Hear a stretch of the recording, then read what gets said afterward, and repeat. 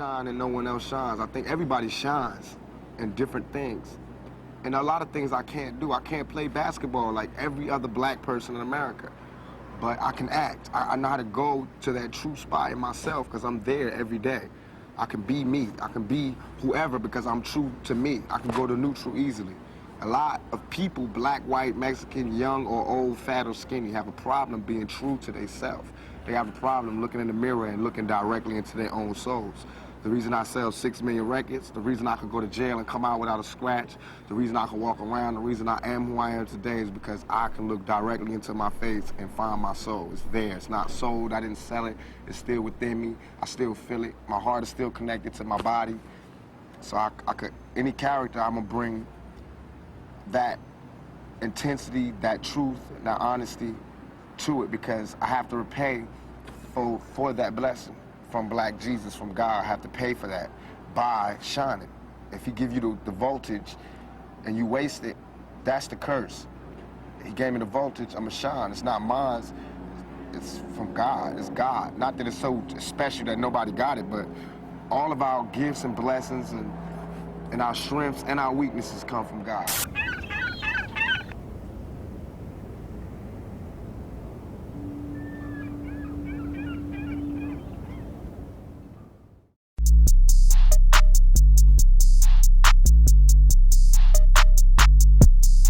Of all the rah rah rah, I'm not finna slide if you're black hot. Big rock, Ben, he's a shooter. Heard him talking about the hacks, no computer. Yeah, I got fame. Yeah, I got fame.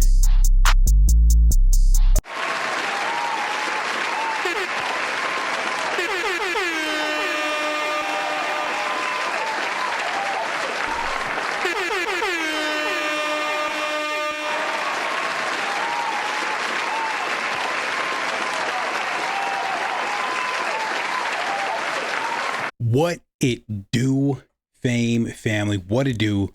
It's your boy, iGotFame, and I am back with another one. I've been asking myself something lately. Not who would have sold the most records, not who would have had the biggest podcast, not who would have had the most followers, but a much bigger question. What would hip hop actually look like if Tupac was still here? Because Pac didn't just leave behind albums, he left behind unfinished conversations. He left behind ideas, arguments, challenges, accountability, a certain kind of energy that feels increasingly rare in today's industry. And maybe the craziest part in this is that Tupac died at 25 years old. 25. Most artists don't even figure themselves out by 25. Pac had already become a revolutionary, a movie star, a poet, an activist, a cultural leader, and arguably the most emotionally transparent rapper hip hop has ever produced. So today we're stepping into an alternate timeline.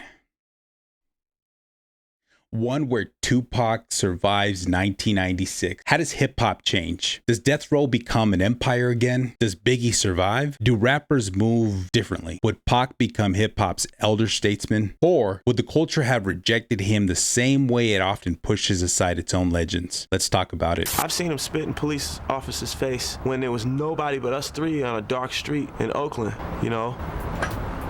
Pac almost got us killed in Richmond, Virginia. I know them brothers remember that time they backed us out of this club, this after hours place in Richmond, Virginia, 4 in the morning. This one cat claimed Pac stepped on a shoe and they got into a little spat, and then it was like, I'm gonna see who got the juice, and said something disrespectful to Pac, and Pac started cursing him out. This whole club turned against us. All black, all ghetto. After hours lounge.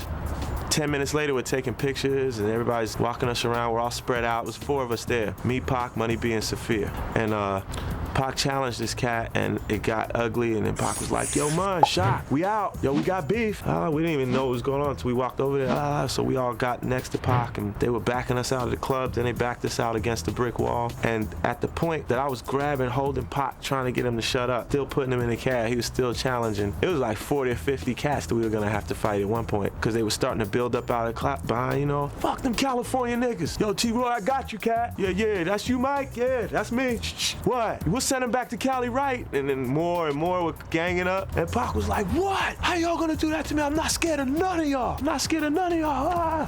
Despite all the drama, Tupac was entering his artistic prime. People forget something important. Pac was evolving rapidly. Most people remember the angry Pac, the militant Pac, the death row Pac. But by 1996, he was becoming something else entirely. He was becoming intentional, more layered, more strategic. Pac wasn't just writing songs anymore. He was building narratives, creating mythology, using contradictions as art. 1 minute, you hit him up. The next minute, I ain't mad at you. Then life goes on. Then me against the world. Then white man's world. Pac could be vulnerable, reckless, intellectual, spiritual, and confrontational, all within the same album. That's not common amongst rappers. That's genius, wrestling with itself in public. Imagine what a 35-year-old Tupac looks like. 40-year-old Tupac? 50-year-old Tupac in 2026? Think about that. Would we even have gotten albums discussing fatherhood, politics, mass incarceration, social media addiction, AI, economic equality, immigration, corporate exploitation, police reform, mental health? Pac was never content staying in one lane. He evolved because life forced him to evolve. And that's why people still connect to him. He wasn't perfect. He was human, loudly human. I had this dream.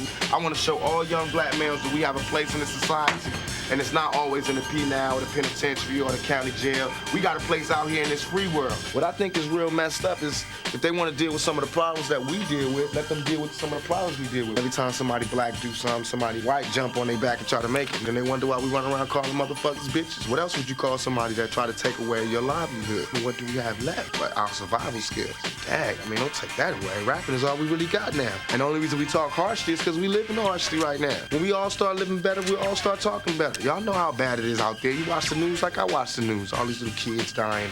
The world just bugged out. I remember like problems, but it wasn't as bad as it is now for like the younger generation. So we have to be more compassionate towards them. And rappers are compassionate. It might not seem like that, but we are. With no compassion, you know, it's just violence without morals, and it's just like, don't do that, y'all. Best thing to do is let this stuff run its course. I asked myself, would death row still matter? This might be one of the biggest domino effects because death row in 1996 was already becoming unstable. Internal issues, financial problems, violence, power struggles, egos, but Pac had become the center of gravity. He was carrying the momentum. Imagine Tupac eventually buying his own masters, launching his own company, mentoring artists, signing poets, filmmakers, activists, independent musicians. Think about what Nipsey Hussle represented. Now imagine that energy multiplied by Tupac's charisma. Pac understood branding before branding became an industry buzzword. He knew the value of image, narrative, presence, interviews, public speaking. Pac would have thrived in the digital age, not because he would have chased trends, but because he understood connection. People believed in Pac, even when they disagreed with him. People felt him, and authenticity has become one of the rarest currencies in modern entertainment. Death row may not have remained death row as we know it, but Pac probably creates an entirely new ecosystem, something bigger, something more artist driven, something more culturally conscious, something that resembles PG Lang. Welcome to PG Lang and our service company. Writing formats for the curious. Focus on developing youthful talent. Focus on developing youthful talent, unique stories, design, and most of all, unique taste. Bullshit. They always tell you what you can't do. Some shit for the critics, some shit for the crowd. Do you have the tools? PG Lang.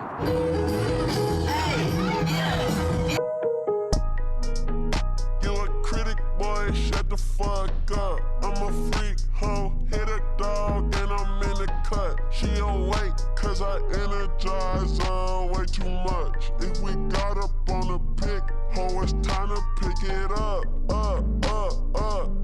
And my neck, King Tut, ha. Come to PG Lang, where creators can be true. You can do you.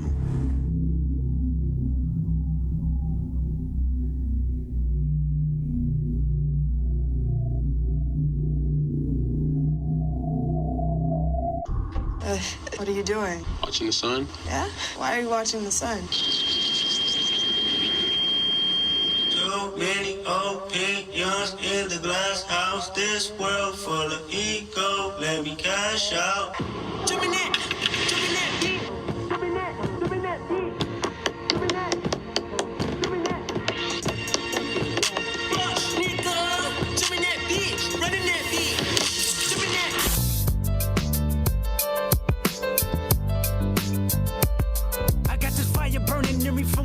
Concentrated thoughts on who I used to be. I'm shedding skin. Where do you see yourself in 20 years from now?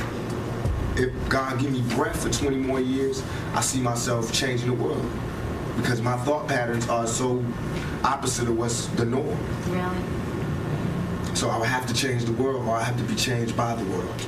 I asked myself, would Biggie still be alive? And this is where things become a bit difficult because nobody truly knows. But let's think about it. If Tupac survived September 1996, does the temperature cool down? Do conversations happen? Do mutual friends intervene? Do both men eventually realize they were being manipulated by larger systems? Media, labels, street politics, people making money from division. Imagine Pac and Biggie reconciling around 2001. Can you imagine that interview? Can you imagine that tour? Better yet, can you imagine that album? East Coast, West Coast, healing, growth, reflection. Hip hop has always loved conflict, but history loves redemption. And perhaps one of the greatest tragedies in music history is what we never got to see either man become. Older versions of themselves. We only know them frozen in conflict, frozen in pain, frozen in youth. Dog shit, nigga? Okay, all right. Let me see how I'm gonna hit you with. You wanna set it off? Yeah, I'm scared to do some freestyle. I'm scared to do some freestyle. Flow, I'm too high and I might go off tempo, but now I'm back to let these niggas know just how deep my game run. Tupacalypse don't sleep. I keep a motherfucking Glock in my car. If I'm holding in the club, I gotta be the fucking star. So everybody wanna smile and raise their hands. I got a razor, in case I gotta do it next, man, cause you know how niggas be. They wanna see if Pac is real or is he like that nigga in the movie. I guess I gotta prove my point. Slicing motherfuckers, now I'm doing the joint. I got my nigga B, I to the G beside me. Yeah. Bitches on my dick, you know the hoes wanna rob me. And my other homies out here like Spike Lee, they got the camera on the nigga, guess they like me. But now I'm about to pass this motherfucker on, cause this Tangeray is getting hella strong. Money, hoes, and clothes. Blunt smoke coming out the nose is all a nigga knows. Flipping on foes, putting tags on toes. Watching the stash grow, clocking the cash flow. The neighborhood grave digger, getting paid so much, all the bitches wanna see a nigga. I guess they figure I'm paid, I wanna get laid. Or since I got loot, I wanna knock boots. I'd rather beat my dick than trick. And if she don't suck, then we don't fuck. I'd rather make a buck, drive a fat ass truck. Grab the 9-2 clips and run amok. Yes, flex after 2 or 3 Bexes, I wreck shit. What the fuck you expected? A fly guy? Well, fuck it, I'm the high guy. From Bed-Stuy, putting the swelling on your eye. Your nose even, when I choke you, you stop breathing. When police come, I'm leaving. Peace and love. Here we go. Now, there is an accountability factor. Here's where I think Tupac's absence is felt the most. Because accountability, Pac wasn't afraid to call people out. Friends, enemies, fans, politicians, record labels, society. He demanded authenticity, sometimes in healthy ways and sometimes in destructive ways. But he challenged people. Imagine Pac witnessing today's landscape. Artists acting tough online but hiring ghostwriters. Executives exploiting younger artists, podcast narratives replacing actual artistry, rappers prioritizing algorithms over substance. Would Pac remain silent? Absolutely not. Pac would have probably gone viral every week. He'd probably have interviews clipped across every platform imaginable. People would call him problematic. People would call him old-fashioned. People would call him bitter, but people would listen because even critics respected Pac's conviction. He believed in standing for something, and that's something hip hop occasionally struggles with today. Not talent, not creativity, but conviction. When you're born, usually you're born into a dynasty or an empire. His father's real estate fortunes, worth at least $413 million today. My father didn't leave a great fortune. It was Brooklyn and Queens real estate, and it wasn't a great fortune. Our family crest was cotton, you know what I'm saying? It's like, man, it's like the only thing we can really leave behind is culture, is music. 3 of Trump's children, Eric, Ivanka, and Don Jr., their presence raising questions about conflict of interest. The president-elect saying he's going to leave his businesses to his sons. I feel as though I'm cheated because instead of me fulfilling my prophecy, I have to start one. Started a business, and it's now worth billions and billions and billions of dollars. Every day, every little thing you do, it's such a gimme, gimme, gimme. Everybody back off. You know, everybody's like, you taught that from school, everywhere. Big business, you want to be successful, you want to be like Trump, gimme, gimme, gimme, push, push, push, push, step, step, step, crush, crush, crush. There's too much money here. I mean, nobody should be hitting lotto for 36 million and we got people starving in the streets. You see it everywhere. Blow up the hard side, because if my image or my reputation can stop a confrontation before it happens, I'm fine. You know what I'm saying? I know how it is day to day. It's a constant man ego check going on in this street, in this world. So part of that is just like, you know, that's my resume. But as far as the media, they look at it as something different. They don't care about my resume. They don't care about me not getting in trouble. It's just another story, you know, and it's a real story. They don't have to pay for it, and they're going to milk it for all it's worth. As far as people, they want me, when they first see me, to humble myself. They want me to be like this and da-da-da, just because they're scared of me. But I don't feel like that's my job, to humble myself, to show you that I'm not a threat. I'm not a threat unless you're a threat to me. You know what I'm saying? So when people say, when you meet Pac, different than he is, because when somebody one-on-one, anybody one-on-one, I believe that I can talk. I believe that I have the ability to reason. I have logic. I have compassion. I have understanding. If we talk, there's no problem. You know what I'm saying? But that's not what happened. People use what they heard in the media, and that's how they come at me. Then, you know, we got to clap. I also asked myself, would the culture even accept Tupac today? Now, here's the uncomfortable conversation. Would modern hip hop embrace Tupac? Or would it do what it often does? Celebrate legends while ignoring them? Because let's be honest, hip hop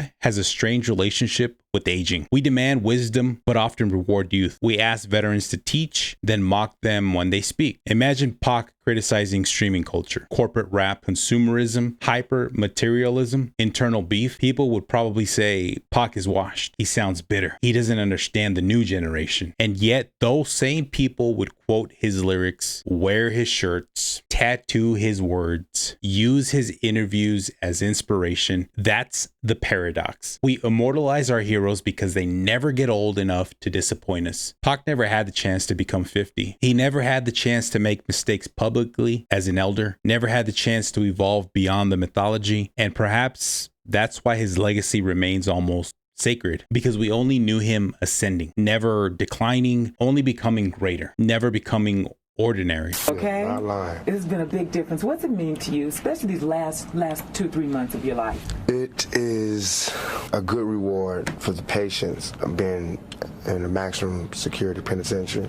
You know, all the times when I could have acted up, or all the times when I could have went one way and I was like, I know this ain't forever. I'm gonna just ride this out, and I know it's gonna be my time again. And now it is my time again, and I appreciate everybody that wrote me letters, telling me to be patient and wait, everybody that, you know, helped me to see that, you know, as long as you got your faith, you know, you can ride anything. There's nothing too scary where I'ma just give up. You know what I mean? I've seen hell and everything after it. So now this is a perfect time to hit that follow, like, and subscribe. And also, I pose a question not only to myself but to you, and leave your answer in the comments below. Why do you feel Tupac is still missed today? Personally, I think people don't miss Tupac simply because he made good music. Hip hop has plenty of great artists. I think people miss Tupac because he represented possibility. He represented emotional honesty, contradiction, growth, passion, fearlessness. Pac made people feel seen. The kid growing up without a father, the struggling single mother, the young man dealing with anger, the dreamer trying to survive poverty, the activist, the artist,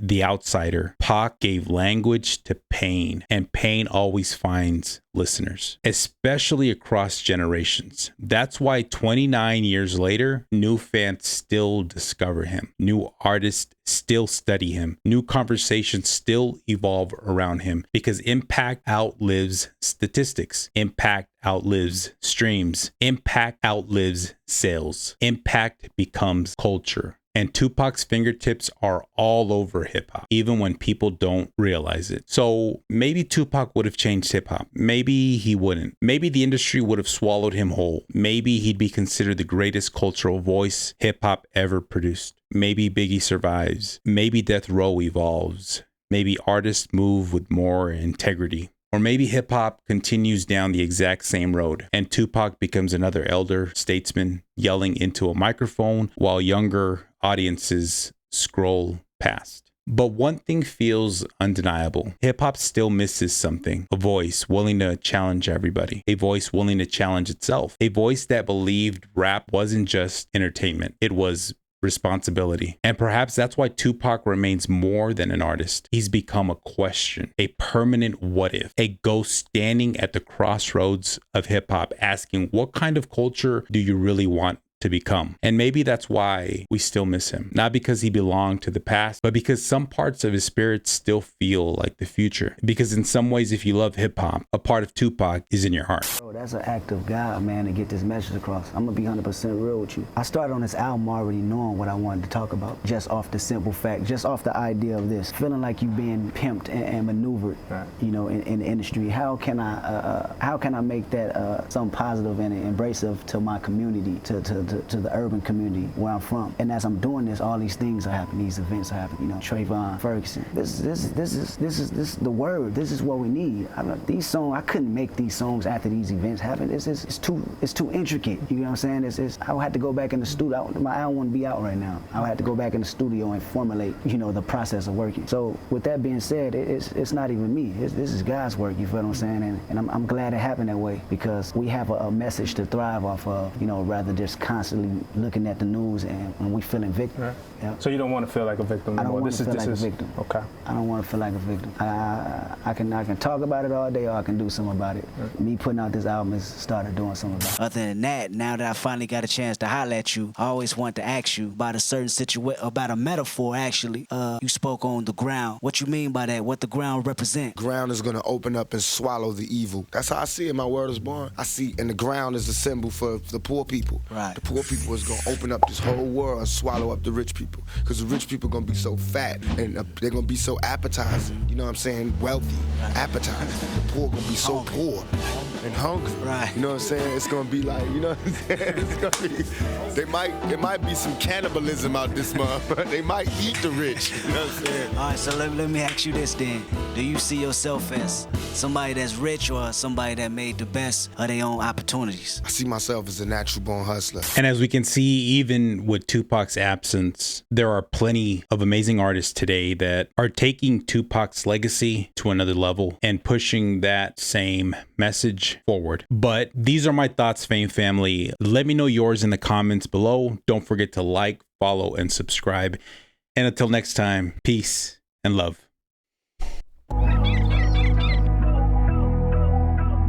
I got loyalty, got royalty inside my DNA. Cocaine quarter piece, got war and peace inside my DNA. I got power, poison, pain, and joy inside my DNA. I got hustle, though, ambition, flow inside my DNA. I was born like this and sworn like this, immaculate conception. I transform like this, perform like this, wish out you a new weapon. I don't contemplate, I meditate, then off your fucking head. This that put the kids to bed, this that I got